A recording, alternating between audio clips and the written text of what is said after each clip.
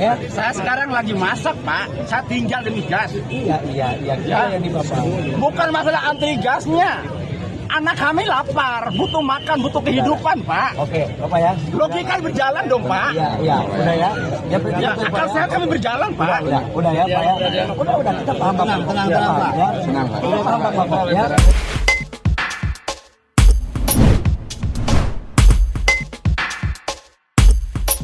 Bismillahirrahmanirrahim. Assalamualaikum warahmatullahi wabarakatuh. Teman-teman, jumpa lagi di channel ini, channel yang ingin terus-menerus meninggikan kewarasan.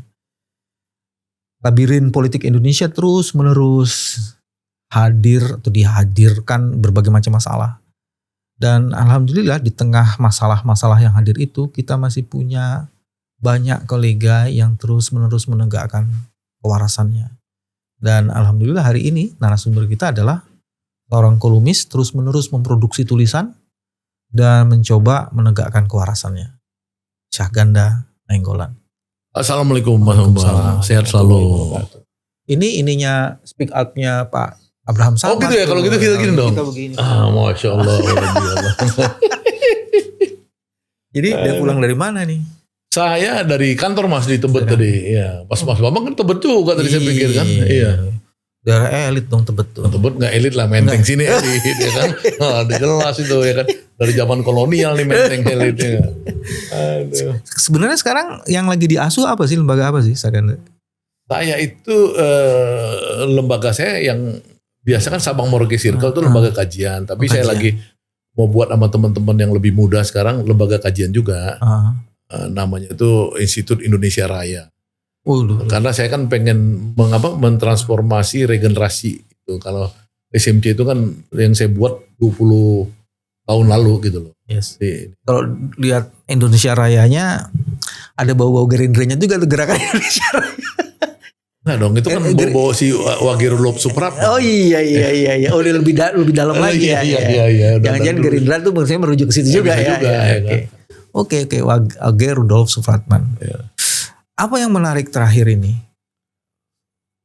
untuk didiskusikan dan dikaji? Tulisan-tulisannya salah satunya tuh ngomongin melon, LPG. Pak, tulisan saya yang hari ini kan Prabowo gas melon ya, sebenarnya anak-anak sekarang kurang ngerti ya gas melon ya, gas 3 kg itu. Dan masa depan pasca 100 hari Pak Prabowo ini. Apa yang menarik di gas melon itu? Ya gas melon ini kan karena kemudian kita melihat di dunia maya ya, di medsos itu gerakan ibu-ibu mengejek-ngejek Prabowo kan, oke gas apa gitu sambil bau-bau gas ngejek gitu, ya kan. Nah, karena mereka ini sengsara. Sengsara karena ada kebijakan pemerintah CQ Pak Bahlil sebenarnya yang membuat kekacauan di masyarakat sehingga gas tuh hilang, nggak bisa diakses oleh orang. Dan ada satu ibu-ibu umur 62 tahun meninggal di Bu Yonah Yoni di Tangerang itu kan, Tangerang Selatan. Nah sebenarnya kan inilah fenomena dunia medsos. Di mana Pak Prabowo itu baik, maksudnya Pak Prabowo itu pengen melakukan satu kebijakan subsidi tepat sasaran di dunia energi, karena kita tahu energi makin lama makin tidak terkendali harganya di dunia kan. Nah ini salah terjemahan oleh menterinya Pak Bahlil ini. Terjemahannya itu satu, dia tidak melakukan secara sistematis dan penuh persiapan ya. Kalau kita bandingkan dengan Pak Yusuf Kalla dulu atau Pak SBY tentunya waktu 20 tahun lalu mentransformasi, kita kan dulu pakai minyak tanah nih yang energi murah. Orang masak tuh dulu anak-anak sekarang mungkin udah nggak tahu tuh ya kan, 20 tahun lalu itu lah berakhir minyak tanah. Minyak tanah itu berlangsung 60 tahun di Indonesia. Ganti gas 3 kg itu gas melon. Nah jadi nggak ada keributan di masa itu. Sedikit lah ada, tapi hampir nggak ada. Karena Pak Yusuf Kalla ketika dia mengganti dari penggunaan minyak tanah ke gas 3 kg itu betul-betul rapi, disiapin betul gitu. Nah ini kelihatannya enggak, sehingga orang menuduh nih seolah-olah memang mau menghancurkan Prabowo nih. Ya kan Pak Bahlil ini ada semacam permainan kekuasaan. Yang kedua, tafsir orang yang berkembang di masyarakat bahwa Pak Bahlil ini sedang mencari cuan nih. Ya kan? Karena pangkalan itu kan isunya itu kan 1-2 miliar tuh untuk dapat orang pangkalan gas atau agen gas bersubsidi kan, karena untungnya besar sekali. Nah, itu yang berkembang di masyarakat. Jadi karena medsos ini tidak kenal hierarki dan struktur, dia pikir ini Pak Prabowo kan. Jadi mak-mak tuh ngejek-ngejek Prabowo. Nah, inilah yang terjadi kekisruhan di masyarakat itu sekarang. Di situ kan ada 3 isu ya. Yang pertama, Pak Bahlil belum well prepare atau Ya, belum salah well-prepared. menerjemahkan Ya. instruksi gitu ya. Iya, betul. Itu bukannya banyak menteri juga seperti itu ya.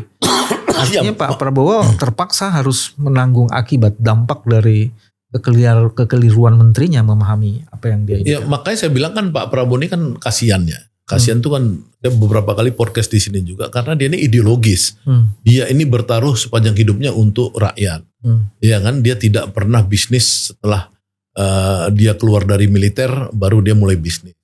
Ya kan, dia tidak pernah memanfaatkan jabatannya apa segala gitu. Dia ini orang yang sangat berpikir tentang national interest kan, kira-kira gitu. Nah, yang dia ideologis ini sekarang tidak didukung oleh kabinetnya, yang ini kabinetnya ini model ala Bahlil ini, yang dulu adalah orang-orang kesayangan Jokowi. Yang masuk memang dalam rejim Jokowi itu ya begitu semua. Mayoritas rejim Jokowi ini isinya kan adalah pengabdi-pengabdi oligarki. Ya, orang itu rakyat dikasih sertifikat tanah, tapi oligarkinya dikasih tanah dan laut gitu loh oleh Jokowi kan. Nah, itu yang terjadi. Nah, ketika Pak Prabowo berkuasa, di mana orang mempersepsikan dia merebut kekuasaan dari dalam, ya seperti Putin, ya, kemudian seperti Soeharto dan lain-lain. Dulu kan masuk dulu dalam sistem kekuasaan, baru mereka berkuasa kan. Ini yang dilakukan Pak Prabowo, masuk dalam kekuasaan Jokowi, kemudian sekarang jadi presiden. Nah, tapi dia terbebani dengan kompromi bahwa orang-orang Jokowi itu masuk. Nah, sekarang orang-orang Jokowi yang menurut saya itu paling fatal itu adalah motivasinya beda dengan Pak Prabowo. Motivasinya Pak Prabowo adalah untuk pengabdian.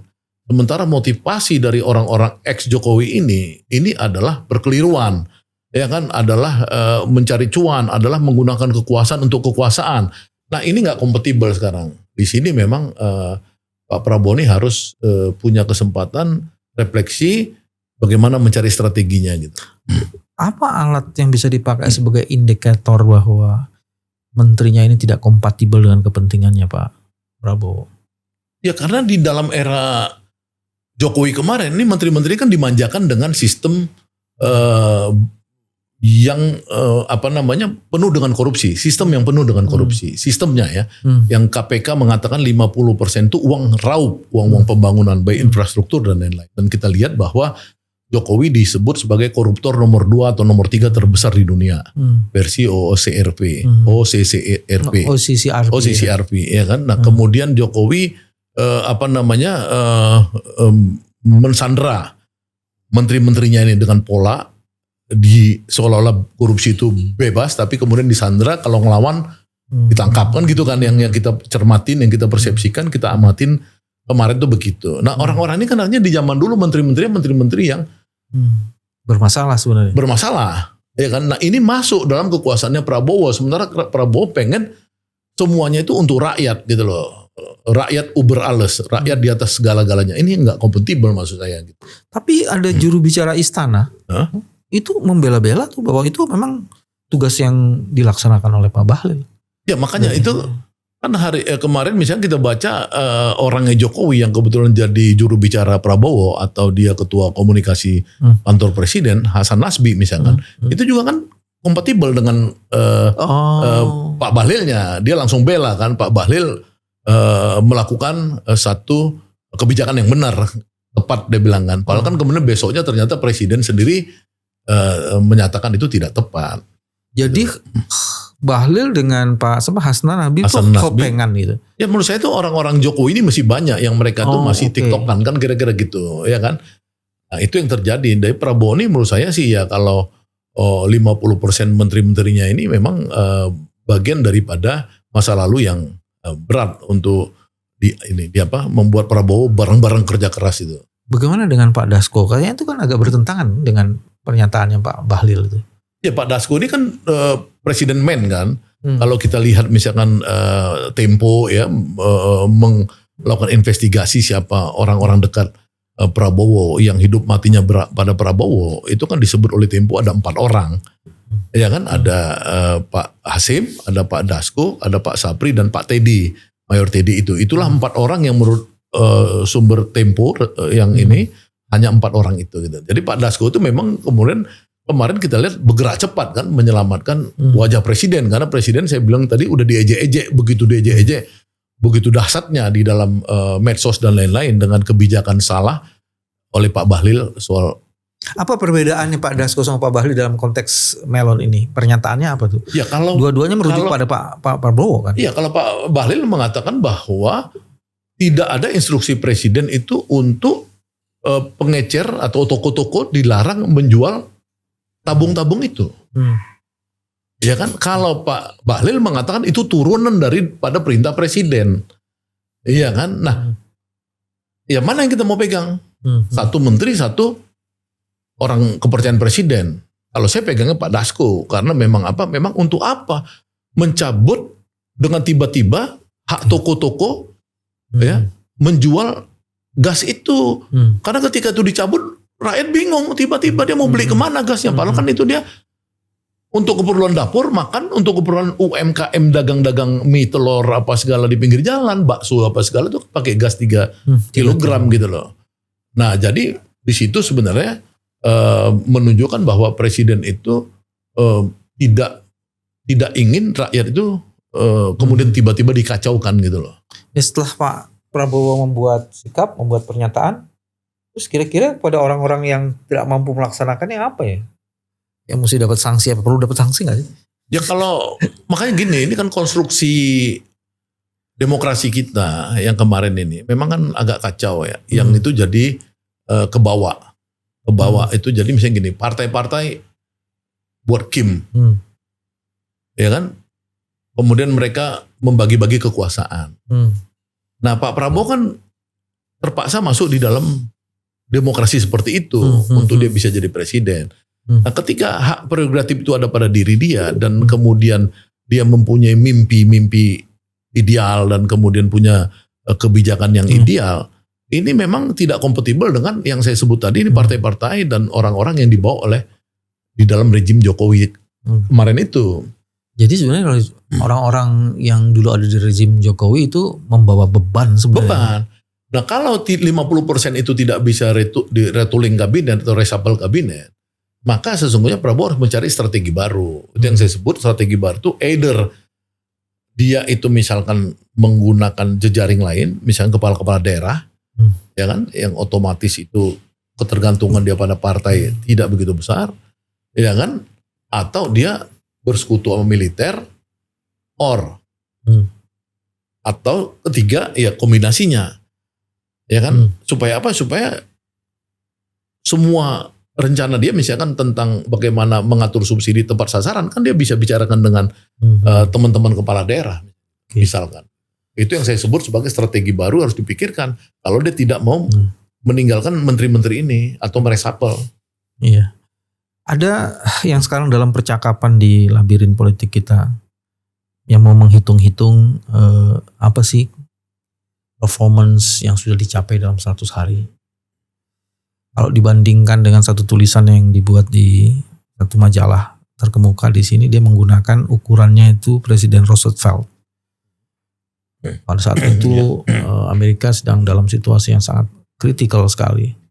Dan Presiden Roosevelt bukan hanya membuat speech di inaugurasi yang cukup bagus,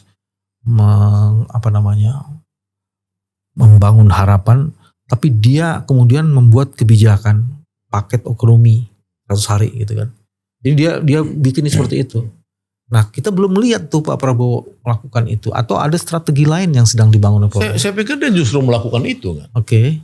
Kalau yang disebut dalam teori Keynesian itu yang diimplementasikan oleh Roosevelt, ya, itu kan adalah bagaimana memperkuat demand side itu. Iya kan? Jadi belanja diperkuatkan dulu. Sebenarnya Prabowo kan melakukan hal yang sama. Bukan yang fokus anggaran, nih fokus anggaran orang salah. Dia kan nggak ada melakukan pemotongan anggaran untuk secara total, tapi per departemen. Tapi uang kan dialihkan untuk program yang lain. Program lain, belanja tadi tetap. Nah itulah jadi ketika dia mengextend permainan social welfare ini ke makan bergizi gratis, MBG itu Prabowo sebenarnya melakukan yang sama dengan Roosevelt tuh. Ya kan, demand-nya diperkuat. Ya kalau misalkan ada tambahan ratusan triliun, 300, 400 nantinya ke depan ini anggaran untuk rakyat berputar di desa-desa, itu maka Prabowo berasumsi bahwa itu akan ada penambahan 2% pertumbuhan. Jadi pertumbuhan 5 plus 2, 7. Prabowo pengennya 8 kan. Jadi artinya sebenarnya udah dihitung dia itu sama. Ini orang Keynesian juga pikirannya gitu. Okay. Jadi kalau Pak Prabowo membuat kebijakan berbasis pada flagshipnya dia untuk memutar perekonomian, kalau si Roosevelt itu membuat kebijakan yang berupa paket ini, paket itu dari awal kebijakannya udah dirumusin. Kalau dia nih, jadi kayaknya udah ada aturan nih, 100 paket kebijakan pertumbuhan ekonomi. Kalau Pak Prabowo ini dari flagshipnya, baru kemudian diterjemahin lagi gitu ya. Yang tadi keterangan Sekandar. Ya, menurut saya sih gini ya, kan Pak Prabowo ini kan putra dari pendiri Fakultas Ekonomi UI. Jadi kalau orang mau bilang dia nggak ngerti ekonomi kan, mana yang dirikan Fakultas Ekonomi pertama di Indonesia kan bapaknya dia. Ya kan Profesor Sumitro Jojo Adikusumo dan bapaknya dia ini adalah Menteri Perdagangan ketika saya belum lahir, Mas Bambang mungkin belum lahir juga. Jadi artinya kita udahlah bacaan dia nih soal ekonomi itu udah selesai menurut saya. Jadi sebenarnya ketika dia antara supply side, demand side, ya kan itu dia udah hitung semua. Nah dia udah hitung bahwa demand side itu harus diperbesar melalui expanded pengeluaran. Itu yang dia sebut makan bergizi gratis. Itu nggak ada di dunia manapun dunia welfare state itu yang se ekstrim Pak Prabowo. Ini kan sebenarnya Pak Prabowo ini antara welfare state dengan komunis sebenarnya kalau menurut saya. Ya kan, atau very sosialis. Welfare state itu kalau di Belanda misalkan dia kan cuman transfer subsidi, ya kan, anak-anak kuliah misalkan dapat 300 euro di sana itu di universitas 300 euro di Belanda misalnya kayak gitu. Kemudian orang tua dapat karcis gratis, berobat gratis, gitu-gitu loh kan. Nah ini ditambah lagi makan gratis oleh Prabowo. Jadi Departemen Sosial yang selama ini sudah menjalankan banyak namanya social policy, di-extend lagi oleh Prabowo dengan makan siang gratis. Ini agak ekstrim sebenarnya. Jadi sebenarnya di sisi itu Prabowo mengambil jalan yang sangat sosialistik. Nah tapi yang lain yang sebenarnya mengerikan dari Pak Prabowo ini kan pertarungan ideologis yang saya sebut garis ideologis itu. Garis ideologis ini seperti kasus pagar laut ini. Orang berpikir pagar laut ini Prabowo kalah dengan penguasa-penguasa oligarki yang di era Jokowi merampok laut dan tanah di mana-mana kan, baru ketahuan kan ternyata lautnya yang di coupling itu udah di banyak tempat gitu loh. Prabowo nggak takut kan. Prabowo dia tinggal suruh angkatan laut, dia suruh menteri KKP hajar tuh. Karena kemana orang-orang itu? Ada yang nggak puas karena pengen cepat dalam seperti Sangkuriang ya kan, satu hari membangun Gunung Tangkuban Perahu. Tapi Pak Prabowo menurut saya melakukan pengambilan alih ke kedaulatan negara. Sawit, ilegal sawit.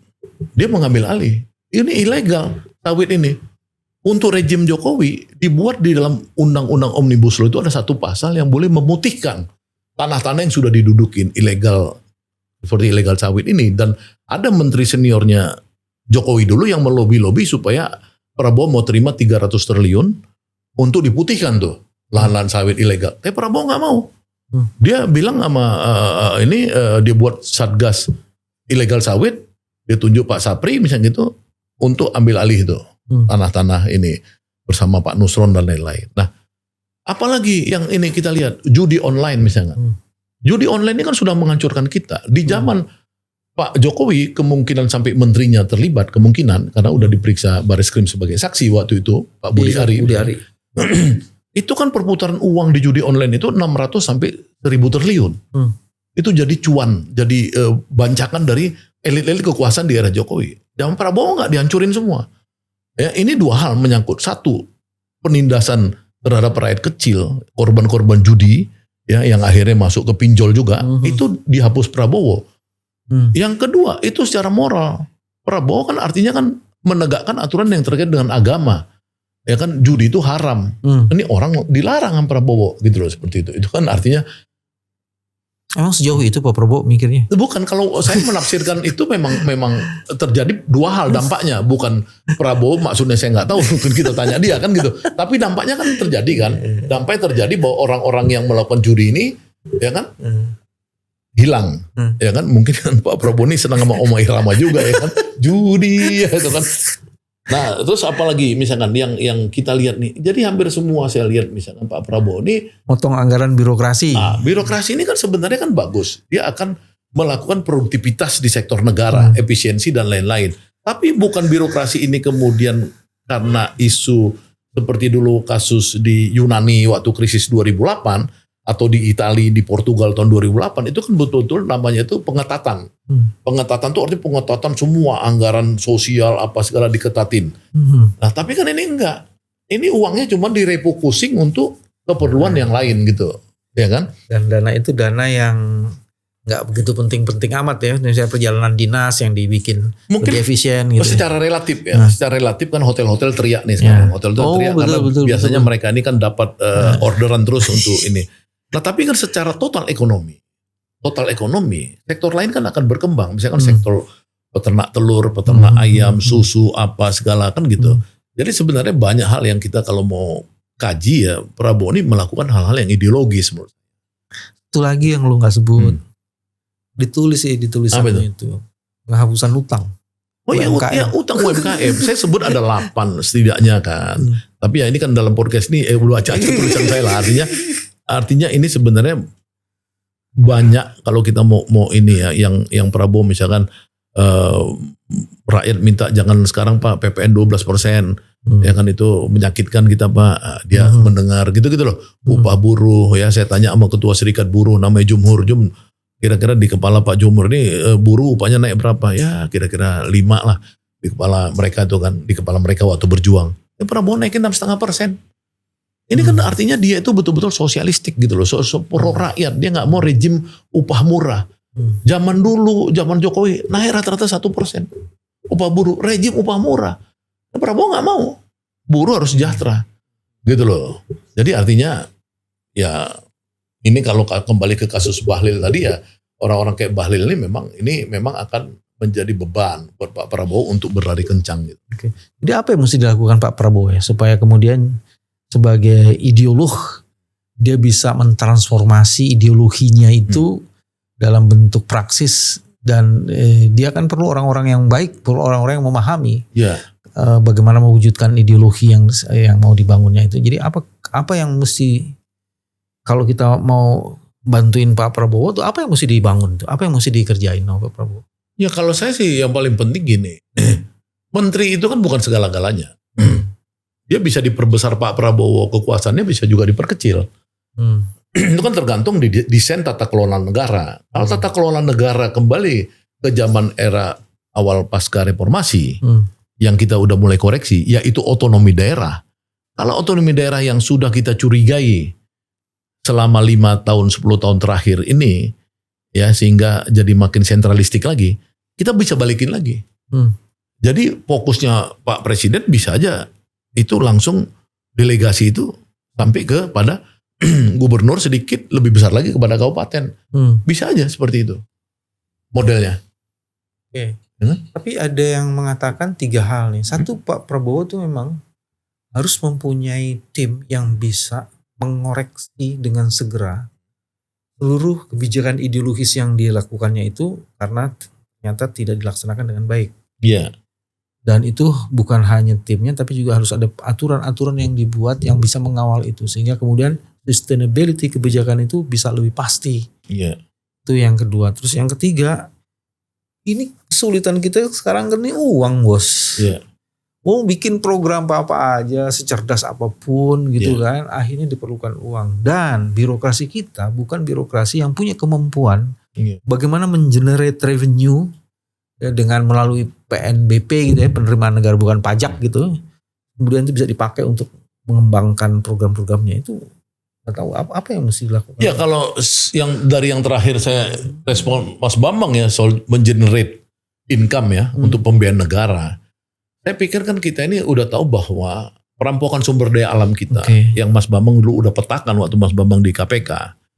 Itu sebenarnya kalau dia balik di situ aja. Misalkan Pak Prabowo, setahu saya yang waktu ketemu Pak Jumhur dia cerita 240 triliun per tahun income dari ilegal sawit bisa diambil. Itu per tahun 240 triliun, Pak. Ya kan, padahal kan kita butuh cuma 350, 400 untuk makan bergizi gratis. Artinya kalau sawit itu dikelola lagi oleh negara, artinya dikontrol negara, bisa ada kembali uang segitu. Itu baru di situ, Pak. Belum lagi nikel, belum lagi batu bara, belum lagi emas kita yang kemarin diselundupkan dan lain-lain. Itu sebenarnya kita nggak ada kekurangan uang. Ini hanya uang-uang itu masuk ke kantong pribadi.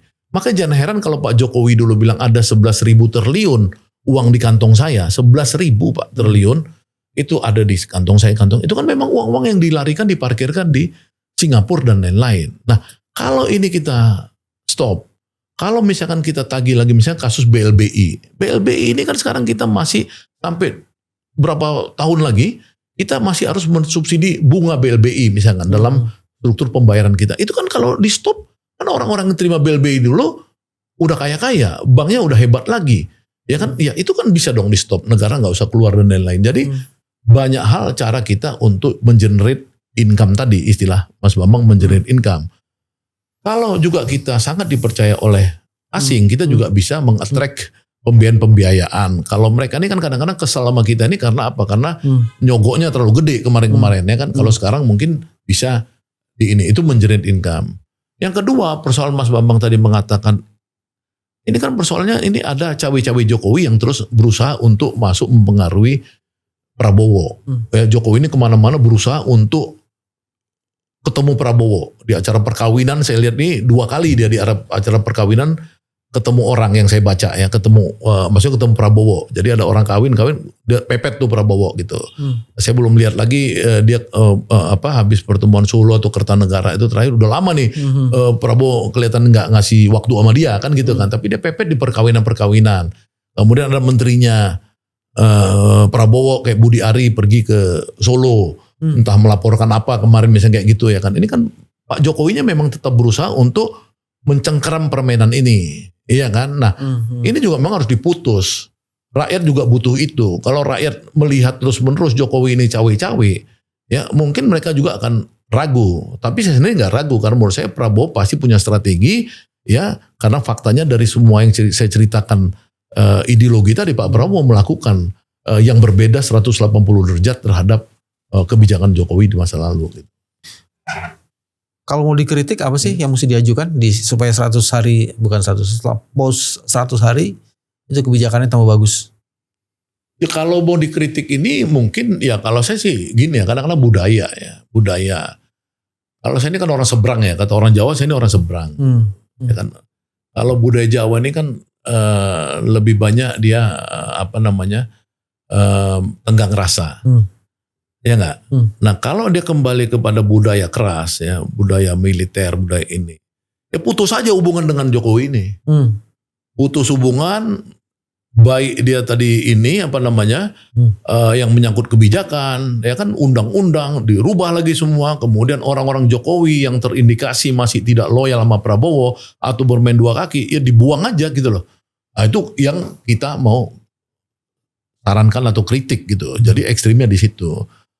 Tapi saya pikir ya itu hak dia untuk melakukan, maksudnya mungkin ada strategi lain gitu. Ini memang cukup mengganggu ya, Pak Prabowo dibebani dengan orang-orangnya Pak Jokowi itu memang cukup mengganggu Pak Prabowo ya. Ya minimal kalau rakyat itu mempersepsi seperti itu, banyak sekali titipan, banyak sekali ini. Misalnya kayak sekarang ini kan, misalkan Pak Jokowi ya kan isunya pengen jadi ketua Dewan Pertimbangan Presiden apa segala. Ya bagaimana mau jadi ketua Dewan Pertimbangan Presiden ketika dia dicap sebagai koruptor terbesar di dunia nomor 3 gitu loh. Itu kan kayak gitu-gitu kan harusnya mawas diri. Kalau udah orang begitu ya diamlah, lu nih lagi dunia lagi lihat lu nih sebagai koruptor besar gitu loh. Kayak gitu-gitu kok nggak ngerti gitu loh. Itu kan beban jadinya. Apalagi bos, apa yang mesti dikerjain oleh Pak Prabowo ini? Kan misalnya kalau saya atau Sagala kan juga memperhatikan internasional atmosfer ya. Sekarang geopolitik internasional juga kan ada perang dagang Cina sama Amerika, terus tiba-tiba Indonesia masuk ke BRICS, ya kan? Sawit Indonesia sama Uni Eropa dihajar kayak gitu. Itu kalau yang internasional Pak Prabowo siap lah kayaknya. Iya, kalau menurut saya sih memang strategi Pak Prabowo ini kan bilateral ya. Bilateral, bukan multilateral. Iya, dia eksis juga di D8, eksis juga di APEC kemarin tapi lebih banyak dia saya lihat nih melakukan hubungan-hubungan langsung. Dia ketemu Putin untuk membangun nuklir di Indonesia, reaktor nuklir maksudnya. Dia ketemu dengan Erdogan ya, bicara soal Palestina, Islam dan lain-lain. Dia ketemu dengan Presiden Prancis, Macron. Dia ketemu dengan terakhir yang India, kalau Malaysia berkali-kali ya. Cina di awal-awal, artinya dia melakukan hubungan-hubungan langsung. Dia sedang berusaha untuk komunikasi langsung dengan Donald Trump. Nah, kan kita sebenarnya bisa melakukan diplomasi kepada Donald Trump, misalkan yang tidak suka BRICS, bahwa kehadiran Indonesia ini kan bagian dari strategi yang Trump juga melakukan strategi yang sama, yaitu kalau di sana MAGE ya, Make Indonesia American Great Again, ya dia di sini juga Prabowo bisa juga mengatakan bahwa saya ingin membangun Indonesia bangkit jaya kembali, ya kan, seperti era Sriwijaya, Majapahit dan lain-lain. Dengan dialog-dialog yang pintar, saya pikir antara BRIC dan G7 dan G20 dan lain-lain, saya pikir bisa lah itu ini. Oke. Teman-teman, ini cara Saganda menegakkan kewarasannya. Dia memberikan kritik, dia mengajukan saran untuk melakukan perbaikan-perbaikan. Saganda masih mempunyai harapan terhadap pemerintahan ini, gitu ya? Iya, Mas, masih punya, karena yang paling penting itu puncaknya dulu nih. Puncak itu presiden. Kalau presidennya waras, seperti Mas Bambang nih waras, itu pasti ke bawahnya ngikut waras, cepat atau lambat. Presidennya waras, kalau wakilnya gimana wakilnya? Wakilnya gimana? Di Indonesia ini kan sistem presidensial, bukan sistem ini. Baru seumur-umurnya Indonesia ini ada namanya wakil presiden Bung Hatta buat maklumat wapres, lebihnya nggak pernah. Ya kan, lebihnya wapres itu ban serap gitu loh. Oh gitu. Ya. Tapi sebagai ban serap tuh pencitraannya naik terus tuh bos. Pergi kemana-mana, tidak melihat sistem makan bergizinya yang diperiksa, tapi cuma meriksa tempat makanannya anak-anak kan lebih gampang kan. Tidak melakukan evaluasi, kan diperlukan 927 dapur, pada sekarang tersedia 929. Kan mikirnya mungkin sampai sejauh itu kan. Makannya sederhana banget. Itu kalau kita bicara secara realisme ya, realitas kan, orang kalau nggak punya kapasitas ya lu mau siapapun lu bukan siapa-siapa kan gitu kan. Nggak ada Mas. Ini bukan zaman kerajaan. Ini zaman republik. Jadi nggak ada misalkan karena dia anak Jokowi kemudian dia bisa berkembang. Nggak lah. Saya pikir dia berusaha membangun lembaga think tank, berusaha buat buku, buat ini, tapi saya pikir dia nggak akan berkembang. Jangan-jangan sudah ada program lapor mas kepada lapor mas juga gagal kan saya pikir kan? Gagal kan lapor mas. Teman-teman, sampai ketemu lagi. Terima kasih. Assalamualaikum warahmatullahi wabarakatuh. Waalaikumsalam warahmatullahi wabarakatuh.